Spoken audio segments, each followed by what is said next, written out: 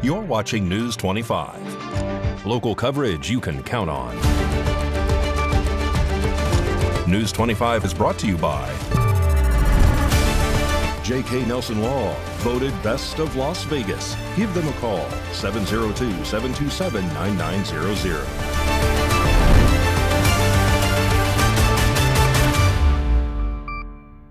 Thank you for joining us here on News 25 and Ace Country Radio and streaming at KPVM.TV.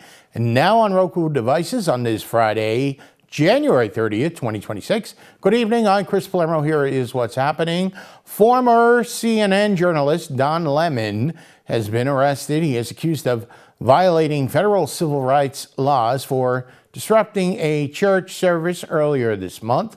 News 25's Samantha Roberts has more.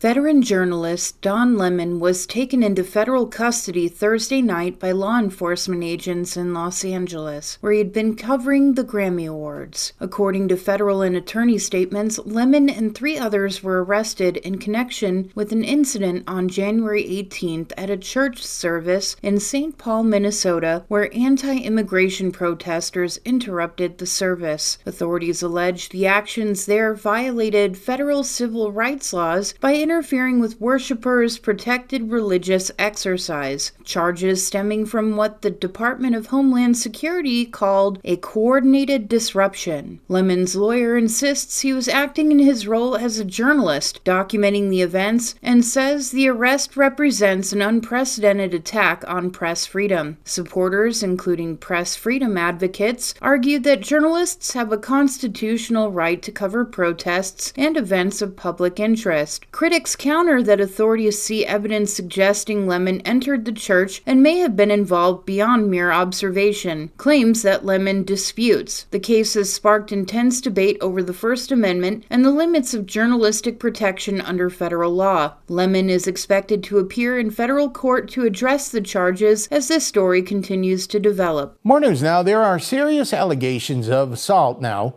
for a Las Vegas 15-year-old that allegedly happened during a middle school trip to Costa Rica last April. Our Haley Grabby has more on this report.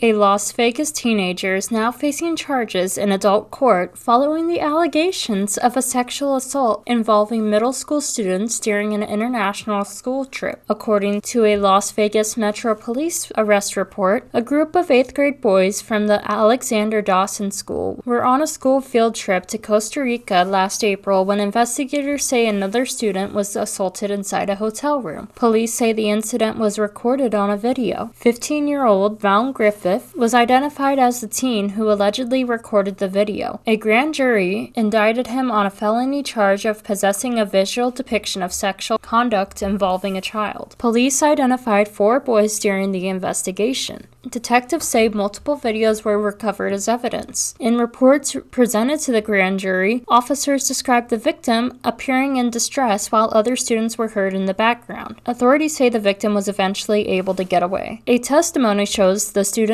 were on a paid trip from April 3rd through April 11th and had participated in excursions organized throughout the school. In October, a Clark County District Court judge ruled Griffith's case should be transferred to the adult court system. In the written decision, the judge said the seriousness of the allegations and the existence of video evidence outweighed other factors. The judge acknowledged Griffith's academic record, leadership role at school, and athletic achievements, but ruled that juvenile placement was not appropriate. A psychologist who evaluated Griffith recommended the case remain in juvenile court with a focus on rehabilitation. The Alexander Dawson School released a statement saying it reported the allegations to law enforcement and takes the matter seriously, but cannot comment further because the students involved are minors. Griffith has pleaded not guilty, and court records show bail was set at $20,000 with strict conditions including electronic monitoring, limited internet access, and no contact with the alleged victim. His next court hearing is scheduled for June 23rd. We're on to our daily arrest report today with suspects dragging equipment through the desert that included a pump from a water source. It didn't end so well for them. On Saturday, January 17th, deputies responded to a theft near East Petchstein Road and Paddock Avenue. When they arrived, they found a chain-link fence that had been cut and rolled back, allowing access to a fenced area where a well pump had been stored. The ground was heavily saturated with water, making footprints difficult to track. However, deputies located deep gouge mark in the desert floor, indicating a heavy object had been dragged away from the well site. Those drag marks led east and then north through the desert to Mesquite Avenue. Along the roadway, deputies observed fresh oil marks, suggesting the pump ruptured while being dragged. Pieces of the stolen equipment were later found along Mesquite Ranch Road, including a large red component believed to be part of the pump and a heavily damaged silver casing. A metal chain with hooks was also located nearby, consistent with equipment that could be used to tow or drag a large object. Investigators followed the oil trail through several nearby roads, eventually tracing it toward a motorhome parked on a property with no fencing separating it from the open desert. No equipment was immediately visible at the time. The property owner told deputies the pump had been stored near a functioning well for spare parts, and it is valued at approximately $20,000. The equipment contained significant amounts of copper and other metals that could be sold for scrap. The owner believes the theft occurred within the last 2 to 3 days and noted the circumstances are similar to a previous pump theft at the same location. As the investigation continued, scrapyard records showed multiple sales of copper tubing and wire consistent with components from the stolen pumps. A search warrant was carried out on January 28th at a Pahrump residence connected to the case. When officers arrived, Stephen Thompson was detained outside the home. A second suspect, identified as Paco Roman, also known as Robert Roman, was later located nearby and taken into custody after a short foot pursuit. During the search, investigators found parts of a stolen water well pump in plain view near a detached garage. Inside the garage, officers located containers filled with components believed to be internal parts of the stolen equipment. Inside the home, investigators also located drug-related items, including glass pipes with residue, an electronic scale, and a hypodermic needle. One pipe later tested presumptive positive for methamphetamine. Identification items belonging to both suspects were found in the rooms where these items were located. Authorities say the recovered pump parts matched the equipment reported stolen in both this case and a previous theft from the same property. According to law enforcement, Stephen Thompson and Paco Roman now face multiple charges, including grand larceny, possession of stolen property, drug possession, possession of drug paraphernalia. Roman additionally faces a charge for failure to register as a convicted person and possession of a hypodermic needle. Both men were transported to the Nye County Detention Center and booked. And according to the victim, the stolen water pumps were used for farms and are valued at $20,000 each. More news coming up. You're watching News 25.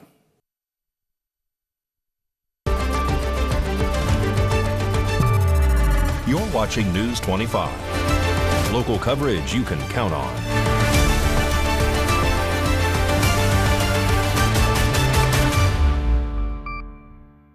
Welcome back to News 25. I'm Chris Palermo. There's a new system in place in Nye County to report roads in need of repair.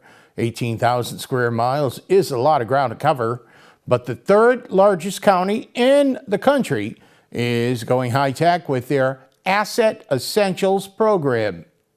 There's a new system in place in Nye County to get a request in to have work performed on the roads. Nye County Public Works Assistant Director Bo Gott told the Nye Commission at the January 6th meeting, our new work order system with Asset Essentials has been fully implemented. This program will allow us to better evaluate, assign, prioritize, and close out maintenance requests throughout the county. Once a request is in the system, an automatic email will be sent to the requester stating that the request has been logged and will be evaluated and prioritized. Another email will be automatically sent when the request is completed and closed out. There's more than 18,000 square miles in Nye County. There are hundreds of road work requests, according to the Pahrump Valley Times. To put in a request to have a road repaired, go online to nyecounty.nv.gov and scroll down to Road Maintenance this request. You'll be directed to the Citizens Portal, where they will need to create an account with their name and email address. God said Public Works received 772 maintenance requests in 2025. We had 159 requested carried over from 2024, leaving us with a total of 931 requests for the year. Out of those requests, 391 were resolved in 2025, leaving us at about a 40% completion rate. All right, the Vegas Golden Knights are awarded a special game next season. And there is a bit of news on the Raiders coaching situation. Mikey Ruhan has that and more in sports.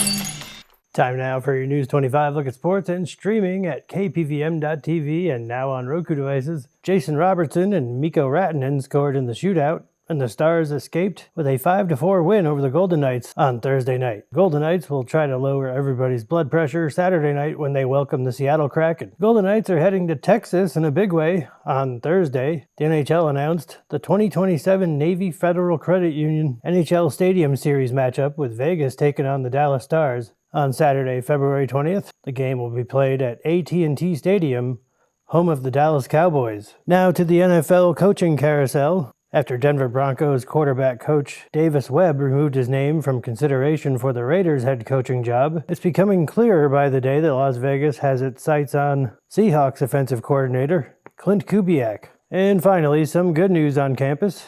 UNLV super sophomore Ilya Snatari has been named Mountain West Men's Tennis Player of the Week. He is now 16-1 this season and 24-1 as a Rebel. And that's your look at sports on News 25. Thank you, Mikey. Have a good weekend. A popular pizza shop in downtown Las Vegas is closed today, Friday, as they join in on a nationwide protest against recent immigration and customs enforcement actions and agents.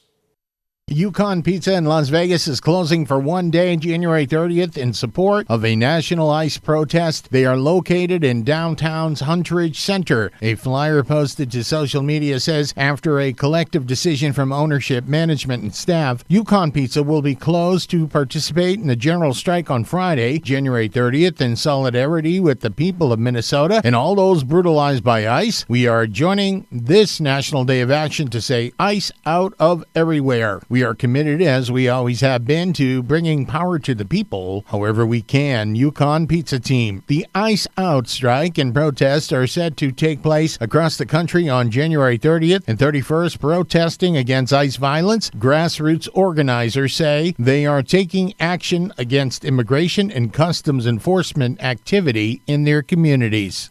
We've got a warm weather report coming up, and we've got some ways how you can save on your electric bill. You're watching News 25.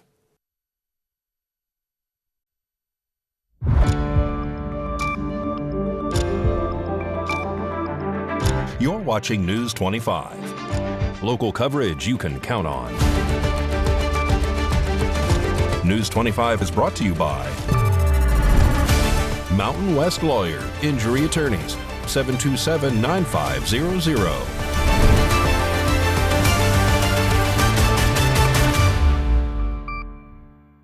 Welcome back to News 25. There are several ways your electric bill is impacted, and here is Valley Electric to shed some light on what are the main factors. This segment of News 25 is brought to you by Valley Electric and its family of companies focused on serving our members. We're better together.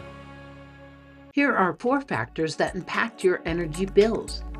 Number 1 is energy use. The more electricity you use, the higher your energy bill. Number 2 is fuel cost. When cost of fuel used to generate electricity go up, overall cost increase. Number 3 is weather. Extreme temperatures increase the demand for cooling or heating. This puts pressure on fuel sources and prices. Number 4 is equipment cost. Pricing for equipment and material needed to maintain the electric system can fluctuate. We can't control the weather or changing cost of fuel, but we can help you identify ways to save energy. Contact Valley Electric Association if you have any questions about your bill or for tips to help you manage your energy use. News 25 WeatherCam is brought to you by Lerner and Rowe Injury Attorney's Office in Pahrump. In a wreck, need a check? Call 702-877-1500. That's the Lerner and Rowe weather cam, and we're looking out from the KPVM TV studios. It's cold on the summit, but the super bloom, they say, in Death Valley National Park is looming. The last significant one was in 2016. Keep your eye out for that. And temperatures close to the mid-70s.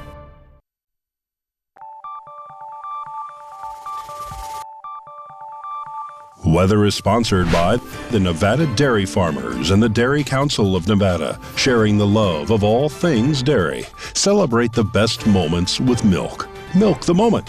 And the weather is also brought to you by the Ponderosa Dairy, Nevada's largest dairy, fresh from our farm to your table.